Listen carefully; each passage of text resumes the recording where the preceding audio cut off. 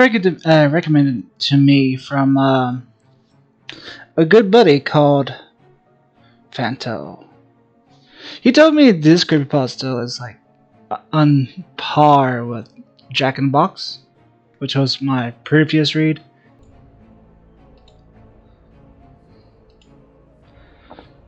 Personally, I think some of these creepypastas are getting better and better from each read. So, here we go. Eyeless Jack. Estimated reading time, 6 minutes. Let's try for a record.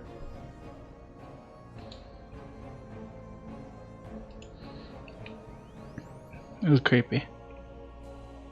You awake alone in your room, disturbed by some noise close to your bed. At first, when your eyes open, all you see is darkness and black. You stare straight up and listen, straining your ears to pick up the faintest and smallest sounds. The sounds on the edge of hearing, the sounds of a noise being withheld, if something deliberately trying to be silent, to stalk and hunt. Your eyes begin to adjust. You see only darkness, but now, with terror, begin to realize it is not darkness of your room, but the dark, empty void staring out from the hollow eye sockets of the thing leaning over your bed. And I remember to tell you guys about an experience I had. I don't know if it's paranormal or whatever stupid words people use to describe supernatural phenomenon, but after this thing visited me, I believe the paranormal trash now. After a week, I moved with my brother, Edwin. After my house was foreclosed, I finished unpacking. Edwin liked the idea of me moving in. Since we haven't seen each other for 10 years, so I was excited. I soon fell asleep after I moved in. After that, the first week, I heard rustling noises coming from the outside. At about 1 in the morning, I thought it was just a raccoon, so I ignored it and tried to fall back to sleep. The next morning, I was told Edwin about it, and he agreed. The next night, however, I thought I heard my window opening with a loud thump. If something has entered my room, I darted up and looked around at my room, but I saw nothing. The next morning, Edwin dropped his coffee cup when he saw me. He held a nearby mirror and I saw myself. I had a large gash in my left cheek. After I rushed to the hospital, the doctor told me that I must have been sleepwalking. But then he showed me something that made my blood turn cold.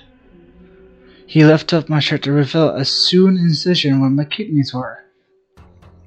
I stared into his eyes, mind widening. You somehow lost your left kidney last night, my doctor told me. We don't know how though. Sorry, Mitch. The next night was my breaking point. Around midnight, I woke up to see a truly horrifying sight. I was staring face to face with a creature with black hood and a dark blue mask with no nose or mouth staring down at me. The thing that scared me the most, they had no eyes, just empty black sockets. The creature also had some black substance dripping from his sockets. I grabbed a camera from the nearby mantle and took a picture. Immediately after taking a shot, the creature lunged at me and tried to claw over my chest to get to my lungs. I stopped it by kicking it in the face. As I ran out of the room, I grabbed my wallet. I would need the money. I ran out of the brother's house and into the night. I eventually ended up in the woods near Edwin's house and tripped on a rock. I fell unconscious and woke up in the hospital. My doctor, the same one who treated me before, entered the room. I have good news and bad news, Mitch. My doctor started. The good news is that you had minor injuries and your parents are going to be picking you up. I sighed with relief. The bad news is that your brother has been killed by some thing. Sorry. Huh? My parents took me back to Edwin's house to collect my remaining belongings, which I did. Upon entering my room, I was scared, but I remained calm. I grabbed my camera, then stopped dead in my tracks. In the hallway leading to my room, I saw Edwin's body and something small lying next to it. I retrieved it up and entered my parents' car, not mentioning Edwin's corpse. I looked at the thing that I picked up and nearly vomited. I was holding my still half-eaten kidney with some black substance on it. Credit as Self 5000, aka Thunder Joey. Publisher note: the original Eyeless Jack story was inspired by a photo by DeviantArt user NickTZ408, which is featured on this page, which can be found here. Mario Classics, we may read it. The influence about this thing. Let's read about that. The image was a Mifflin Hooter character, a common trope in folklore.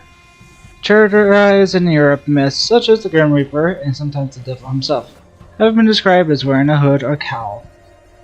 The most striking similarity to Eyeless Jack in this context is, however, is the myth of the El Cucuy, a version of the universal boogeyman figure presented in most cultures. El Coco or Cuyoy. I'm sorry if I'm butchering it. Is prevailed in the Spanish and Portuguese speaking world and mostly commonly deciphered as the hooded figure. It's administrated in the dark things and yeah. It's been suggested that Eyeless Jack, who's like El Coco, wears a hood and appears in victims' bedrooms at night. He could be a modern reimagining of this long-standing myth creature. Another element of the Eyeless Jack story that its roots is in older urban legends that is feared of the organ thief. Stories have long existed about the unfortunate travelers or hitchhikers being kidnapped, drugged, and have their organs harvested for the sales in the black market. Where the influence of this urban legend most oblivious, however, is not in the removal of the organ itself, but the idea that a wound is closed back up again, and the unfortunate victims left without an organ. This is the central motive of these tales.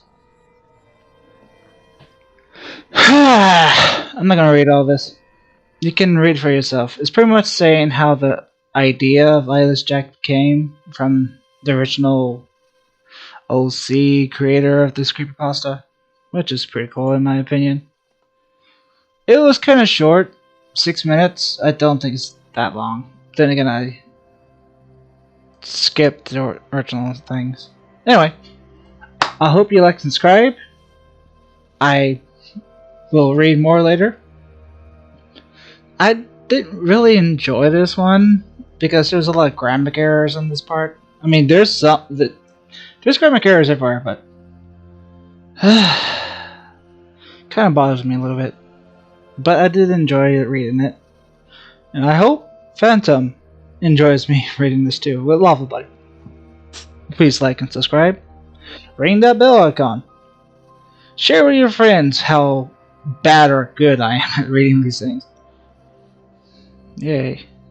Anyway, this has been Foxhacker, and love, buddy. Bye bye.